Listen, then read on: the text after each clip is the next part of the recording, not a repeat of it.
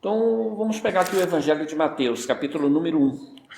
Como é a primeira vez que eu estudo a Bíblia aqui com vocês, eu vou começar do zero praticamente. Livro da geração de Jesus. A primeira parte aqui, o que tem? Vou só ler um trechinho, não vou ler tudo, porque aqui é cansativo e chato essa parte. Livro da geração de Jesus Cristo, filho de Davi, filho de Abraão. Abraão gerou Isaac, Isaac gerou Jacó, Jacó gerou Judá e seus irmãos. Judá gerou Tamar, Pérez e Zará. E Pérez gerou Amon, Esmon, gerou Arão. E aí vai uma relação assim de uma descendência enorme, que vai desde o versículo número 1. Então, como ele falou, antigamente se conhecia a pessoa pela família, né? É o Paulo, é o filho do João, que é o neto do seu Malaquias. E assim ia. Eles iam falando pela família da pessoa, se bobeasse, falava 3, 4 gerações para trás, para saber de quem se tratava.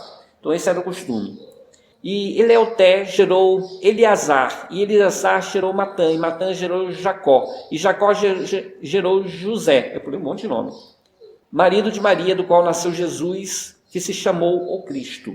De sorte que todas as gerações, desde Abraão até Davi, são 14 gerações, e desde Davi, o exílio da Babilônia, 14 gerações, e desde o exílio da Babilônia até o Cristo, 14 gerações. O povo judeu, eles têm uma tradição chamado da Cabala. Eu chego a cadeira um pouquinho para trás. Você vai ver ela. Tá? A Cabala é o estudo religioso dos números. Então, os judeus eles têm o estudo da Cabala. E nessa história da Cabala, eles atribuem valor e importância religiosa aos números. Por exemplo, 7 tem uma importância muito grande. 14 também uma importância muito grande. Então, para eles é interessante dizer que desde o começo do mundo, atribui o primeiro homem a Adão, 14 gerações até um fato importante para eles, depois mais 14 anos, outro fato importante, mais 14 anos, outro fato importante. Então eles dividem as gerações, ou seja, as descendências, 14 gerações para marcos importantes. De sorte que para eles, o nascimento do Cristo foi um marco importante. De 14 gerações, desde o exílio da Babilônia até o Cristo. De Davi até o exílio, 14 gerações. Do exílio até Cristo, 14 gerações. Porque, volto a dizer, eles atribuíam um valor numérico, uma importância muito grande aos números. Atribuem até hoje. Tanto é que existe a Cabala. É um livro judeu estudado por eles. Certo? Ora, o nascimento de Jesus Cristo foi assim. Estando Maria, sua mãe, desposada com José, antes de se unirem, achou-se grávida do Espírito Santo. Então José, seu marido, como era justo e não a queria inflamar, intentou deixá-la secretamente. E projetando ele isso, eis que um anjo do Senhor lhe apresentou em sonho, dizendo: José, filho de Davi, não temas receber Maria, tua mulher, porque o que nela está gerado é do Espírito Santo. De cara aqui a gente vê alguns fatos. Primeiro, José não é pai de Jesus. De cara. José tenta fugir. Por que ele tenta fugir? Se uma mulher fosse pega grávida antes do casamento, pela religião de Moisés, a mulher tinha de ser arrastada para fora da vila, arrastada para fora da cidade e apedrejada. Eles matavam a mulher com pedra. Era a religião. Porque se tivesse uma mulher impura, impura seria toda a comunidade. As pragas de Deus poderiam cair sobre aquela comunidade, aquela vila, aquela cidade. Então essa era a tradição. E José, por ser um homem bom, ele preferiu fugir para o deserto a ver Maria apedrejada. Só que aparece um anjo em sonho. José, é interessante isso que os judeus atribuem uma importância muito grande aos sonhos. Nós sonhamos. E segundo os judeus e segundo muitas religiões, o sonho é uma espécie de oráculo, é uma espécie de comunicação que nós temos com o mundo espiritual. Porque através dos sonhos os espíritos chegam até nós, conversam com a gente, nos dão conselhos, nos dão indicações e fazem com que a gente aprenda alguma coisa, que a gente evite alguns perigos. Então o sonho é muito importante para o judeu. Um dos homens que foi mais conhecido e mais famoso por sonhar se chamava José, do Egito. Na época que José do Egito ele tinha a família dele de pastores, eles moravam no deserto, apacentando ovelhas. E aí os irmãos tinham muita inveja dele, porque ele era mais novo e o pai gostava muito dele. E o pai deu uma vez para ele uma túnica muito bonita. E os irmãos ficaram com inveja, porque a túnica tinha a coloração vermelha. Uma das colorações, uma das listas era vermelha. E o vermelho era uma cor cara, não era qualquer um que podia comprar o vermelho. E o pai deu para o filho mais novo um presente com uma túnica vermelha. E os irmãos tinham inveja de José. E José era fofoqueiro também, porque vira e mexe, o pai mandava José até onde estavam os irmãos para ver onde eles estavam. Só que, por ele ser mais novo, ele não trabalhava com os irmãos, ele ficava mais dentro de casa. Só que quando ele chegava lá e via os irmãos fazendo coisa errada, porque às vezes os irmãos saíam para jogar, já saíam para beber e deixavam as ovelhas tudo ali, no canto, que levava para o pasto, mas largava as ovelhas no pasto e ia passear, fazer festa. E José chegava lá, via que os irmãos não estavam, ou não estavam todos os irmãos, corria para o pai e contava. E aí o pai brigava com os filhos, castigava os filhos, e depois eles ameaçavam José. Bater nele, José. E José dedurava, eu estou me ameaçando bater. Eu só estou fazendo sua vontade, meu pai. E aí eles criaram tanta raiva, que eles um dia resolveram o seguinte, olha, nós vamos matar José, porque José está delatando a gente demais. E aí ficaram naquela disputa entre os irmãos, né? Mata, não mata, mata, não mata. Eram 10 irmãos, com José 11. Aí resolveram fazer o seguinte, quando José estava se aproximando, eles pegaram José, bateram José e jogaram ele no buraco, no fosso.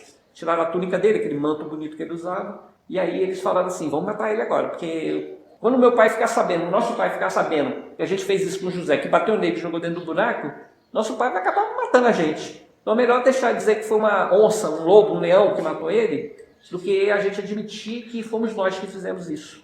E aí eles tramaram, a princípio, matar. Só que o irmão mais velho, que era mais ponderado, falou, não vamos fazer isso não, ele é irmão nosso, como é que a gente vai matar um irmão nosso? Não tem lógica uma coisa dessa. E eles ficaram divididos. E nisso estava vindo uma caravana. Aí eles pensaram, já sei a solução. Vamos vender José como escravo para essa caravana. E aí eles toparam, tiraram José do buraco, venderam o pessoal da caravana, José foi para o Egito, e os irmãos pegaram aquela roupa de José, mataram uma ovelha, jogaram o sangue da ovelha naquela roupa e levaram para o pai. Olha, pai, o que a gente achou no meio do caminho? Essa roupa toda estraçalhada, toda rasgada. Não é a roupa de José? Aí o pai reconheceu a roupa de José e falou, nossa, meu filho morreu. Se desesperou, ficou de luto quase um ano. E a vida prosseguiu para eles. Só que José foi para o Egito. E chegando ao Egito, ele começou primeiro a servir na casa de um homem. Antes, porém, vamos voltar para a casa de José ainda, quando ele ainda era o dedo duro, né? José tinha sonhos. Ele sonhava. Um dos sonhos dele, ele viu, porque eles plantavam trigo. Ele viu que a família toda estava num campo de trigo. E aí eles montavam feixes de trigo, amarravam e formava cada um seu feixe de trigo, de sorte que o pai, a mãe e os irmãos, cada um tinha seu feixe de trigo, inclusive ele tinha um feixe de trigo dele. De repente, o feixe de trigo dele ficava no centro e todos ao redor. E todos se inclinavam ao feixe dele.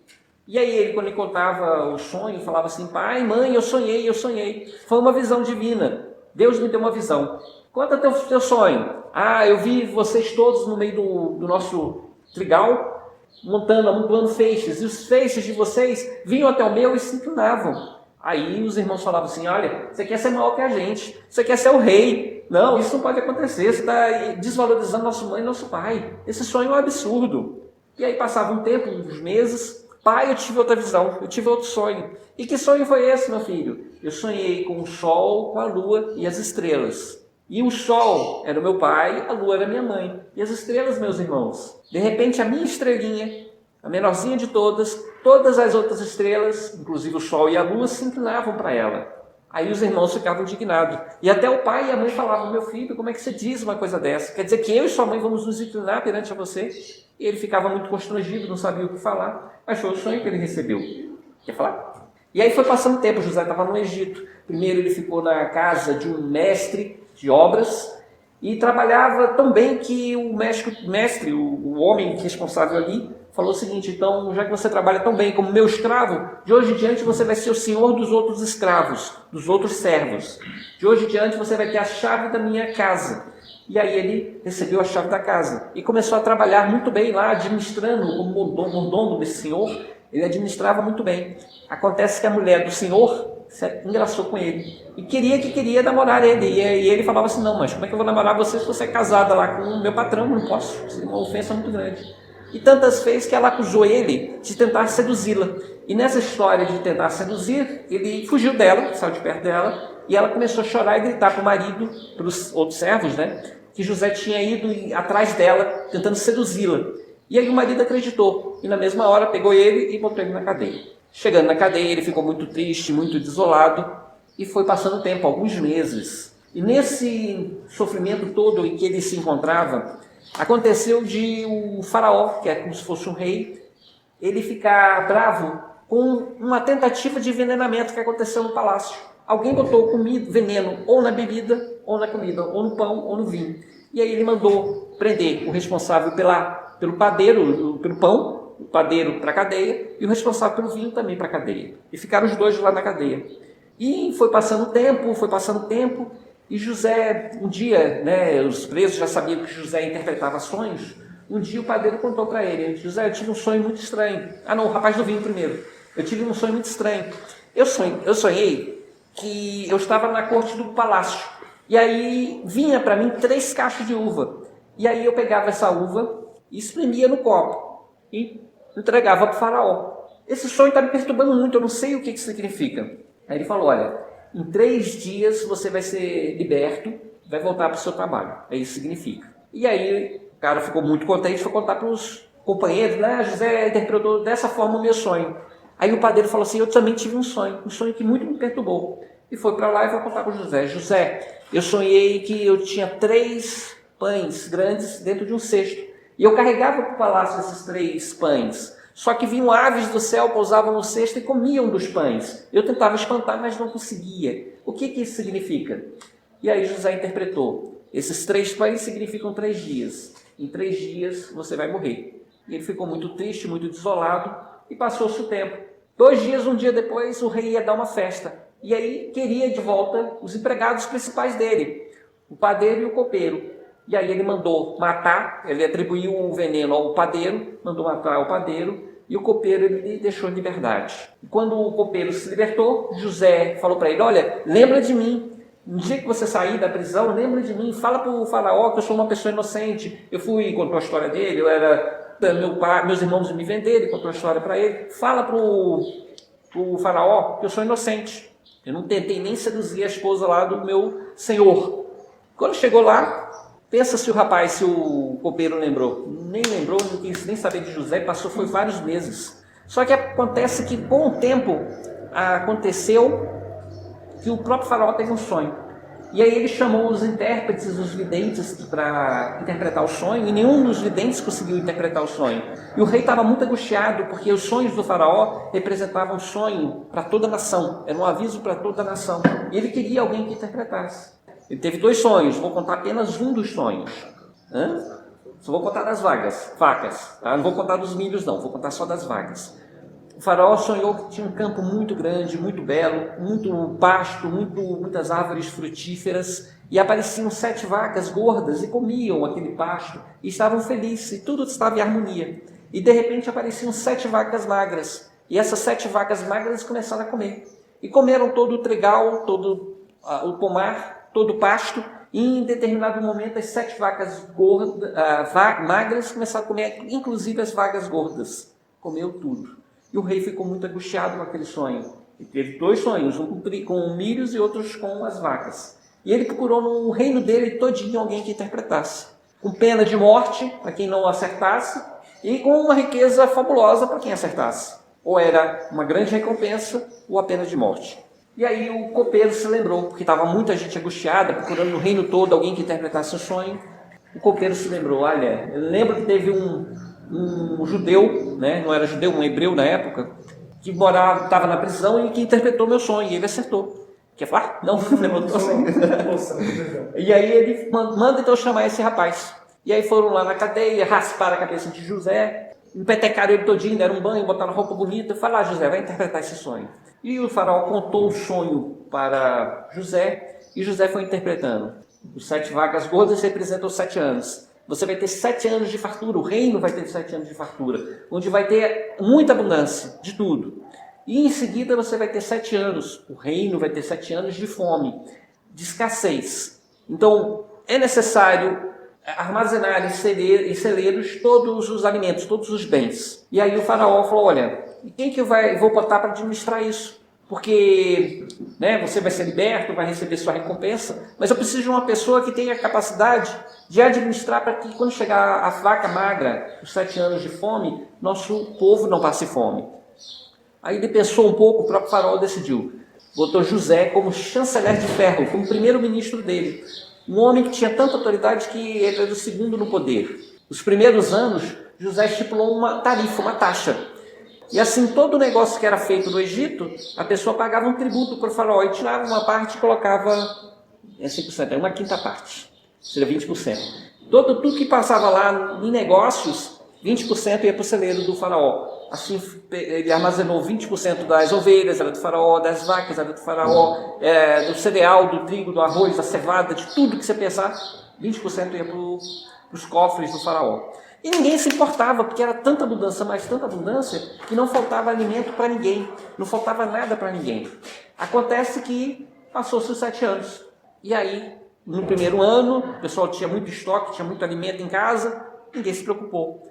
E passou mais um ano, o segundo ano, onde houve uma seca muito enorme, muito grande no Egito. E aí, nessa seca muito grande, muito enorme no Egito, as pessoas começaram a ficar sem alimentos e começaram a vender uns para os outros. Só que no terceiro ano da seca, já não tinha o que vender, não tinha cevada, não tinha trigo, não tinha alimento para os animais, nem para os homens. E aí o pessoal começou a falar, olha, no Egito tem. Quem tiver os seus bens, vai no Egito, negocia no Egito. E o próprio faraó se tornava cada vez mais rico, porque antes ele juntava esse dinheiro do imposto. Ele parou de pegar o dinheiro do imposto porque a pessoa não tinha que pagar mais, porque não estava produzindo mais. Mas ele começou a vender. E começou a vender. A pessoa chegava lá, nós temos aqui nosso ouro, nós temos prata, nós temos brincos, joias, queremos trocar por alimento. E ele vendia. José, faraó, através de José, vendia. E o faraó ia ficando cada vez mais rico, porque a princípio ele começou a pegar joias, pegar o ouro das pessoas. E depois as pessoas já não tinham mais ouro, já não tinham mais joias. E ele perguntava, o que vocês têm? A única coisa que nós temos é ovelhas, vacas, galinhas. Então, manda para nós 20%, 10% das suas vacas, das suas galinhas, que nós damos o correspondente a cereais. E o faraó ia ficando cada vez mais rico. Chegou um ponto que a população do Egito, nesses 7 anos de miséria, não tinha o que vender mais. Aí o faraó começou a comprar os filhos, começou a comprar as próprias pessoas. Pessoas preferiam se tornar escravas do faraó a morrer de fome. Então, nesse período de 7 anos, o faraó se tornou um homem extremamente rico, sendo dono, inclusive, da população. Na família do José também o sofrimento era igual, porque eles estavam no deserto, afastados do Egito, porém não tendo o que comer, tinham de negociar com o Egito. E aí os irmãos, o pai falou o seguinte, vá você e seus irmãos, nessa época ele teve mais um filho chamado Benjamim, eles eram 11, contando com José. Nasceu mais um, 12 irmãos, que formam depois as 12 tribos de Israel. Vá você com seus irmãos pegar alimento do Egito. Só vai ficar aqui Benjamim, que é o meu filho mais novo. E assim foi feito. Todos os 10 irmãos mais velhos foram para o Egito e foram comprar.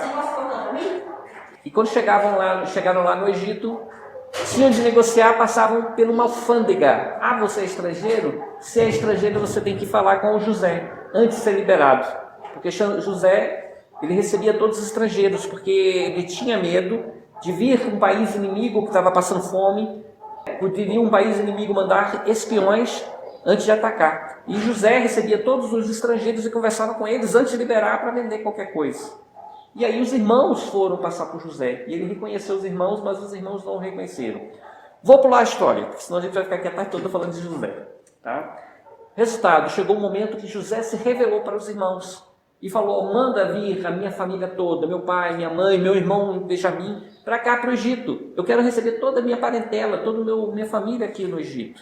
E aí chegou o ponto dos irmãos dele, próprio pai e a mãe, ele como chanceler de ferro, ou primeiro-ministro, o homem mais importante do Egito depois do faraó, eles tiveram de se curvar perante José, realizando assim a profecia que ele fez quando ele ainda era um adolescente. Vários anos depois ele realmente teve a profecia cumprida. Então José era uma pessoa que interpretava sonho. E o outro José de Maria, José, que ia casar com Maria, mãe de Jesus, ele também tinha a capacidade de interpretar sonhos. E o anjo veio para ele e falou para ele, José, esse filho não é seu, eu bem sei disso, mas esse filho é sagrado, esse filho seu é santo, ele veio pelo bem do mundo, veio trazer uma esperança para a humanidade. Então aceita Maria como esposa, mesmo sabendo que ela está grávida.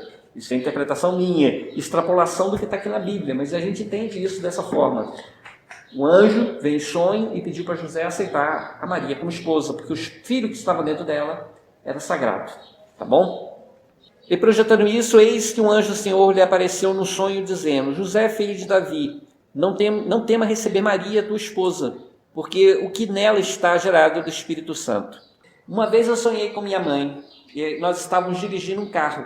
E aí quando eu acordei, eu descobri que minha mãe estava já acordada desde cedo, desde 6 horas da manhã. Mas peraí, é realidade se eu estou sonhando com minha mãe, mas minha mãe acordou 6 horas da manhã, eu fui acordar 10 horas da manhã sonhando com o carro, e ela dirigindo. Que realidade é essa? Ela não estava dormindo para estar sonhando lá comigo. Sonho é realidade? Realização do desejo da pessoa. Isso é uma fala de Freud.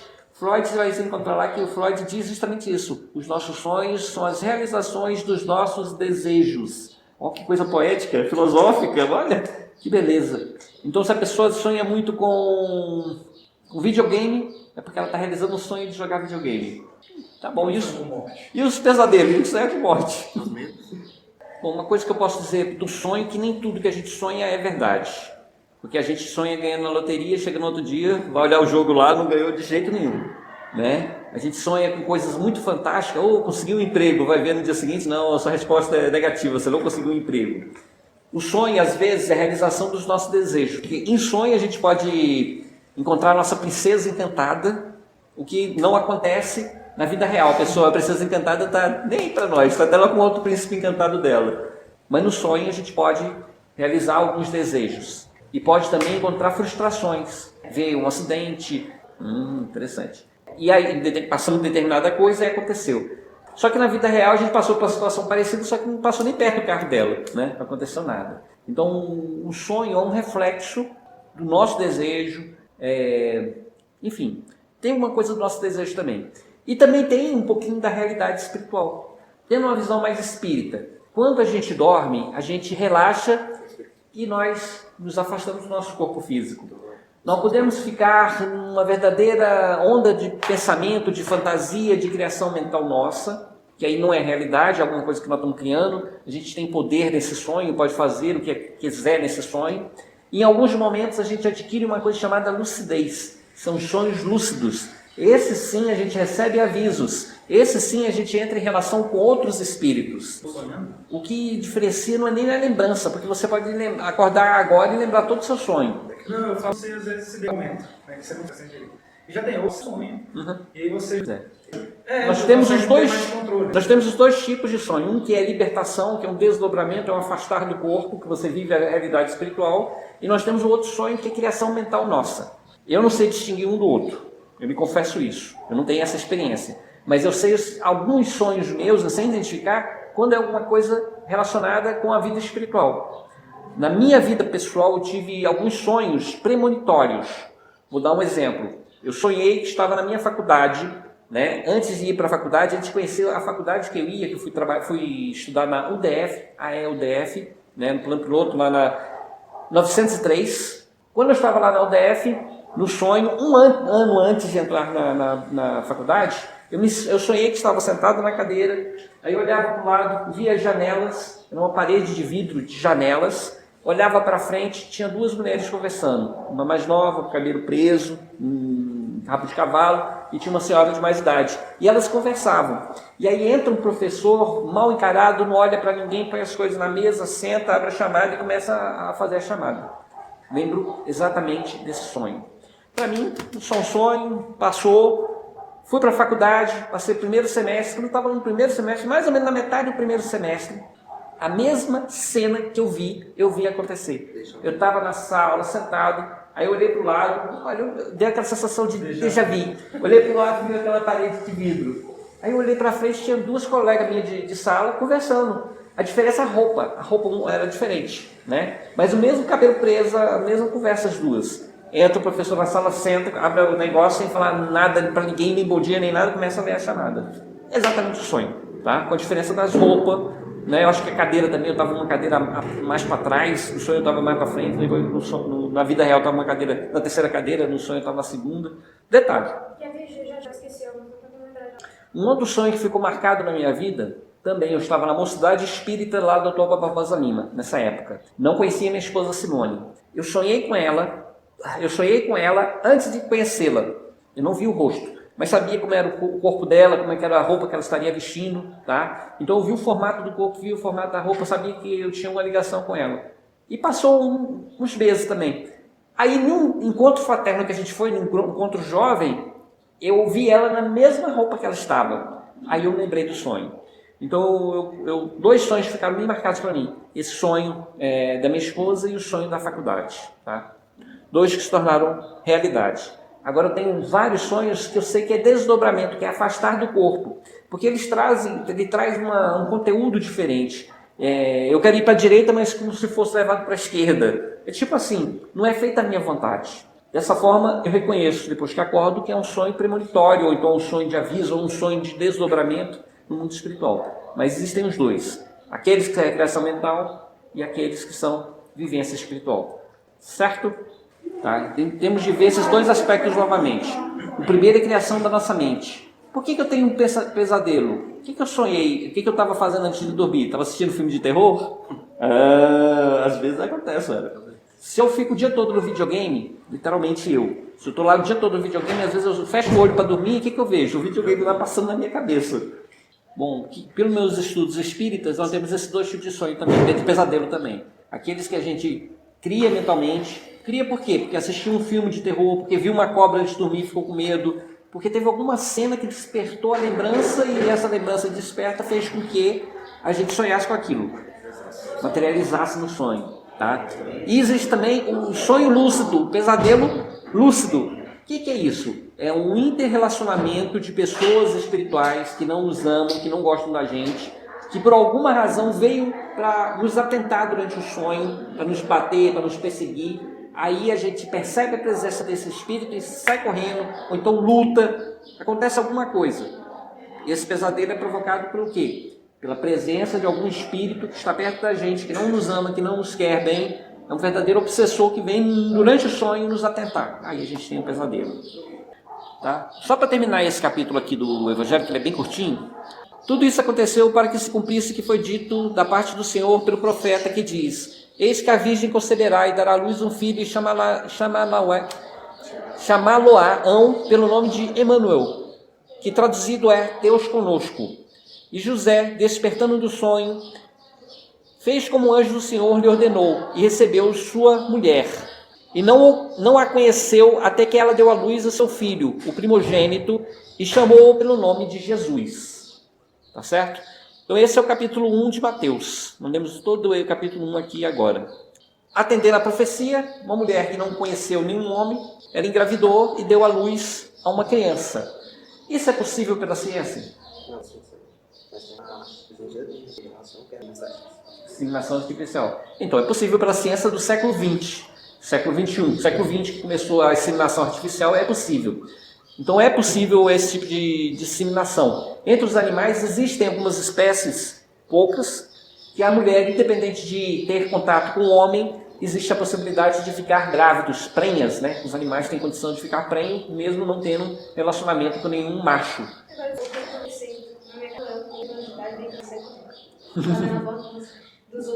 Nada é impossível, né? Logicamente a campainha naquela época não existia não, para bater na porta e sair correndo, né? Pode acontecer. E Emmanuel significa Deus conosco. Então ele será conhecido como Emmanuel. Realmente ele foi conhecido como se fosse uma presença de Deus na Terra, né? Na humanidade.